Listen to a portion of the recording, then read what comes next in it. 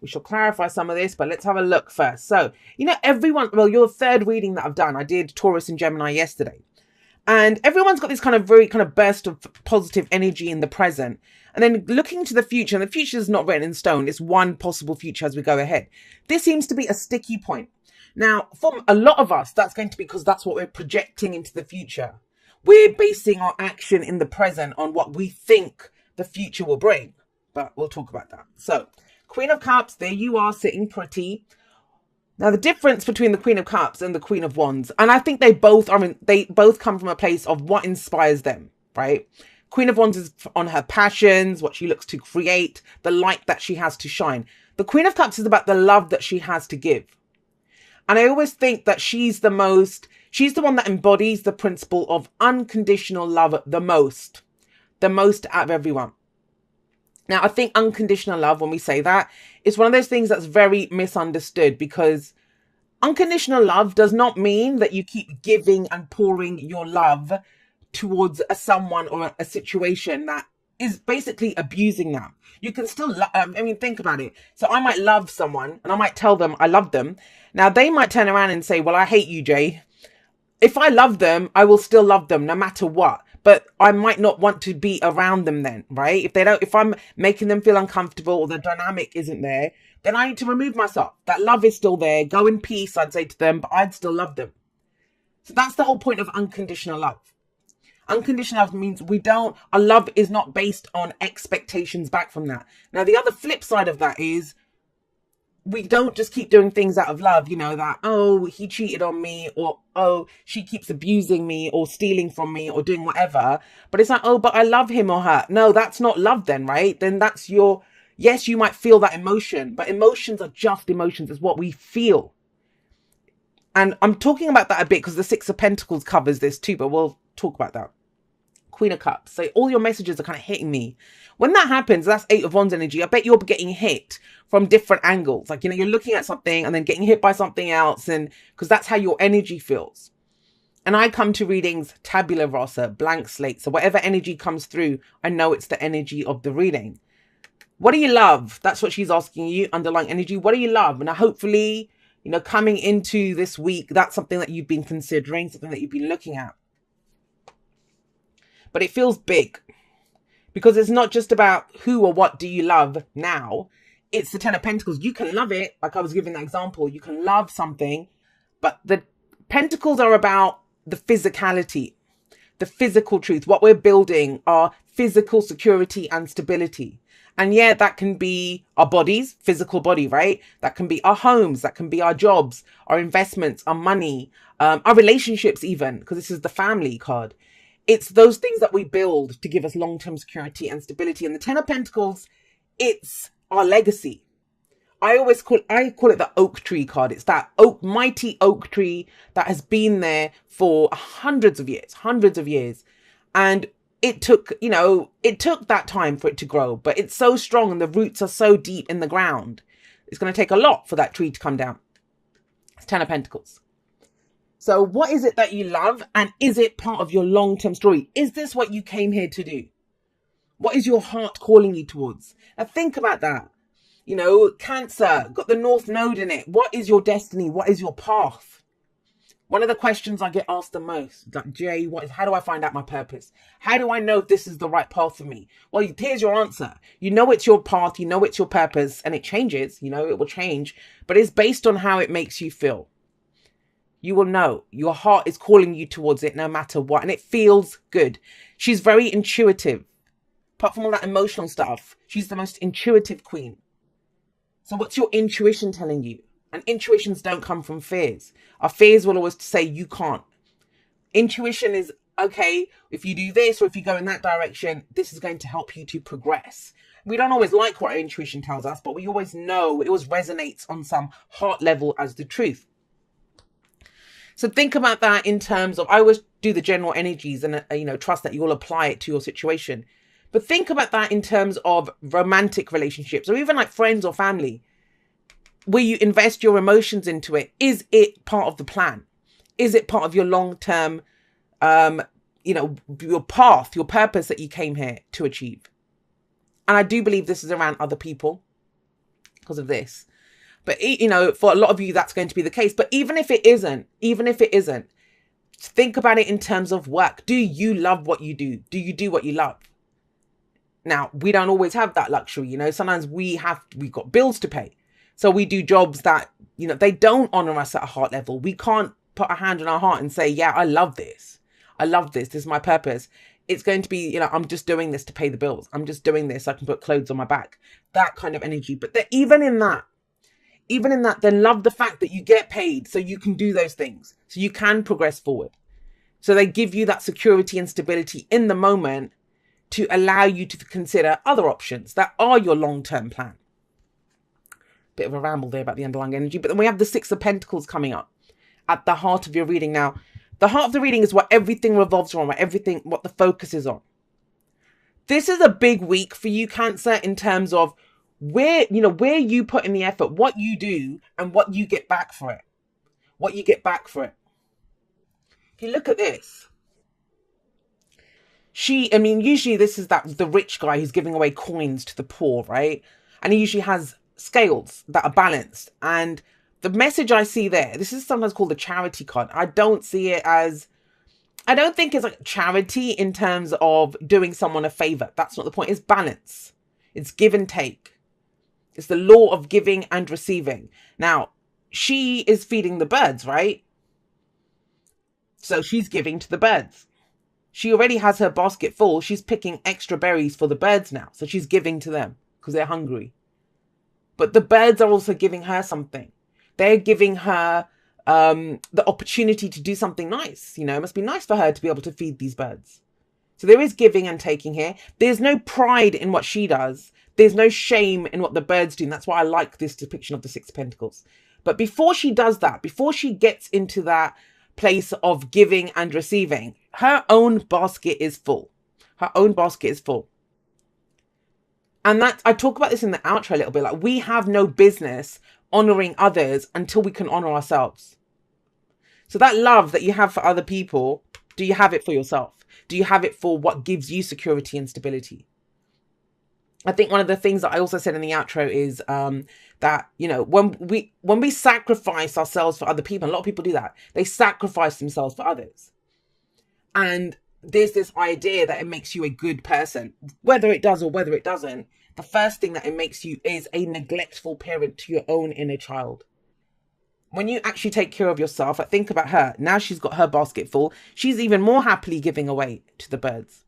So have a look at this. I mean, this can come up. Usually if the devil comes up anywhere near this and you don't have the devil, but if the devil comes up somewhere around this Six of Pentacles, that's what we took. That's very clearly codependency, that message. So for some of you, it's still going to be that, because I wouldn't have thought of it if it wasn't that. But I feel like this is work that you've already done. Now, I want you to think about this in a literal sense, because we have the Page of Pentacles coming up. It's really strange, Cancer, because I usually talk about it in the larger energies, right? The weather. I can't tell you whether you're going to get wet or not, whether it's going to be a flood or not. I just tell you, hey, it's going to rain, right? Or the sun's going to shine, whatever. But I'm getting a few specific messages through here.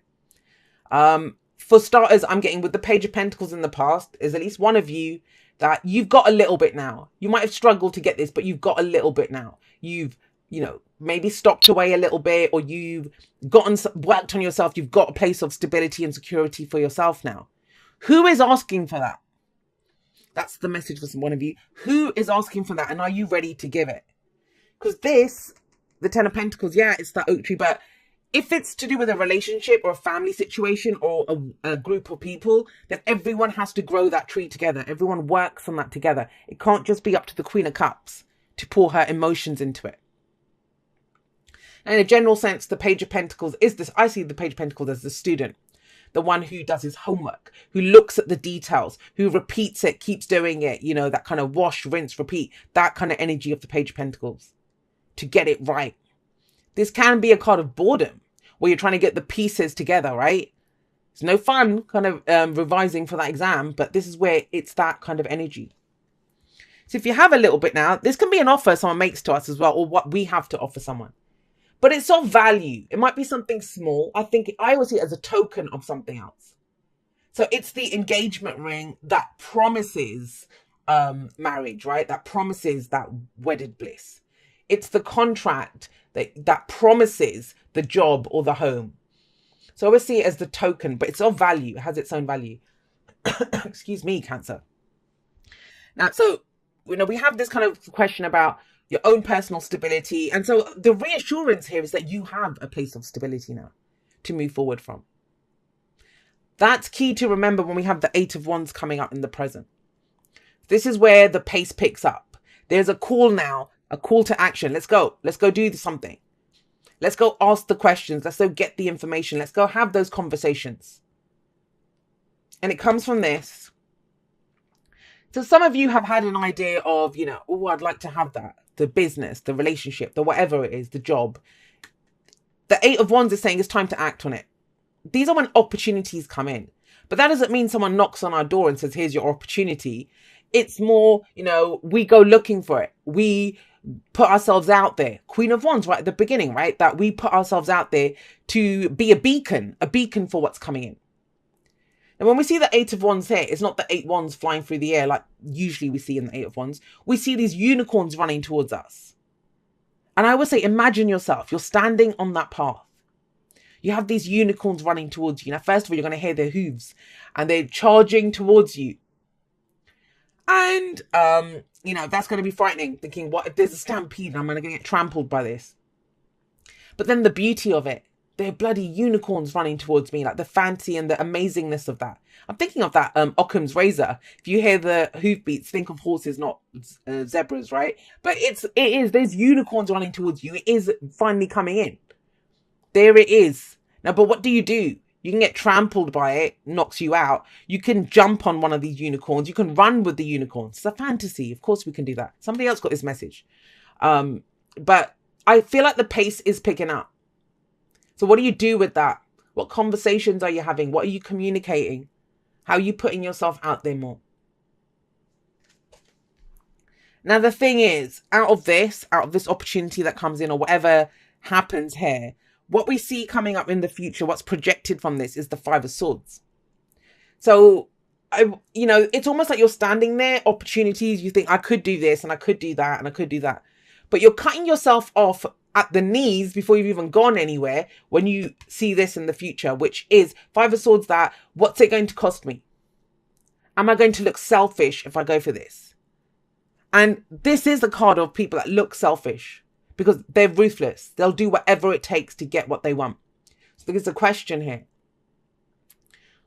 What are you willing to do to get what you want? Now, with the Six of Pentacles coming up here, there can be a question mark around, oh, well, I've always given and, that give and take. But this is going for something for yourself. Now, I will tell you this, in the long term, you will have more to give. You will have more to give if you go for what it is that you want, that energy. Doesn't have to be a fight. Forewarned is forearmed. If you see that, it doesn't have to be a fight. But if you're going to build something for yourself, if you're going to go and have a conversation or do whatever, then it has to be for the greater good of you, Cancer, first, right? Before it can be for the greater good of other people. And it's general, so it can go both ways. So you might be looking at someone else and thinking, they're so selfish. They're so selfish. They might be.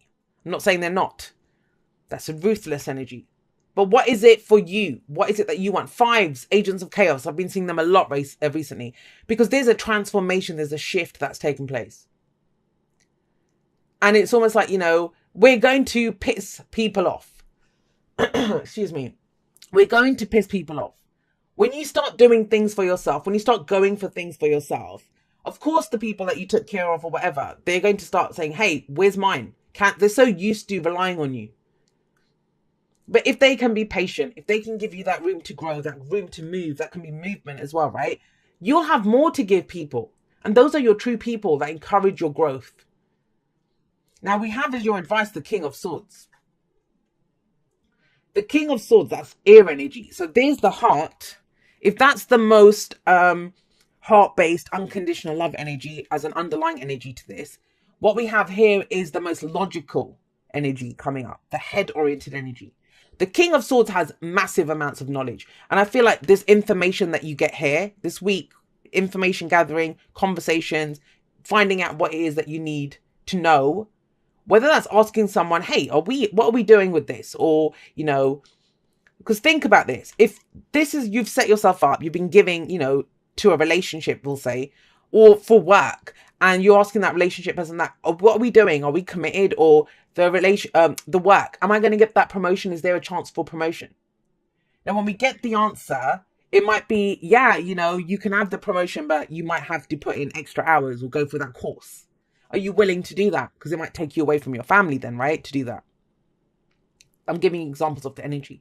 Or for a relationship, if you ask the question, they might turn around and say, well, nah, I'm not really sure. Can't we just keep doing what we're doing? That might not be part of your long-term plan. So then you might have to make a decision, well, this probably isn't my person then, if I want to go in a certain direction or go and do whatever. So there are decisions around that. You know, when we get asked for information, then we need to know what we're going to do with it. He knows what to do with it. King of Swords. Now, this can be an advisor. So if you're kind of truly stuck and you don't know what to do, especially if it's something to do with finances or legal stuff, you know, he's the lawyer, the consultant, the advisor. I would often see him as like talk therapy around the King of Swords. Then go and talk to someone.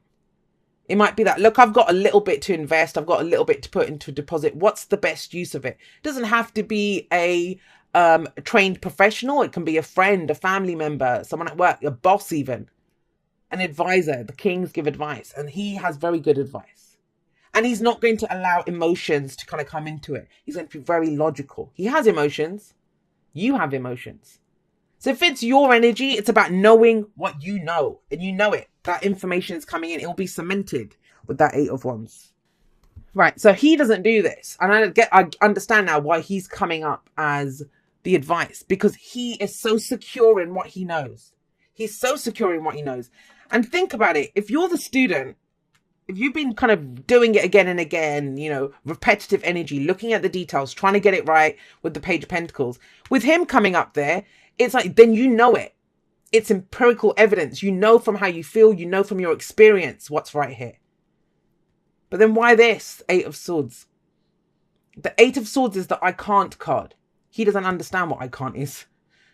Because he knows. He trusts what he knows. That's enough. The information that he has. So if you have been dealing with, you know, fears and doubts, if you're trying to grow something, if you can see it, you know, that relationship, that job, that business, whatever it is, and you can see it, your family, and you think, I know the best use of this. I know what can give us long-term security and stability. And I've got like the first seed of this, the potential for it. This is the week to start moving on it. And I feel like it's a lot to do with communication and messages. Starting to tell people what's going on, or because the 8 of Swords is that there's nothing I can do right now. Well, then with the King of Swords coming up, maybe you can plan it. Maybe you can talk about this. Maybe you can get the information that you need. It's all of that kind of logical stuff. Because the heart-based stuff, the inspiration, the movement, you know, all of that creativity, that's all there. The passion's there. But what do we do with that? And this is where the head comes in. The heart knows what it wants. It's the head's job to figure out a way to get it. But if you've got a trap, you know, that's the voice of fear. That's not intuition. That's the voice of fear.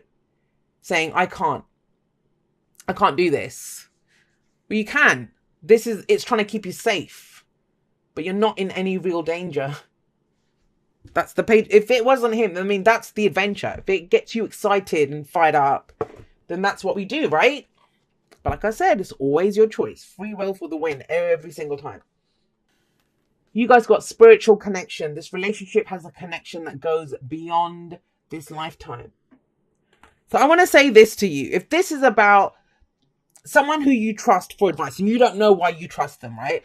Or a relationship that you kind of love them. You love that person, but you just don't understand why or how you can make it work. Because that's 10 of Pentacles. That's the long term.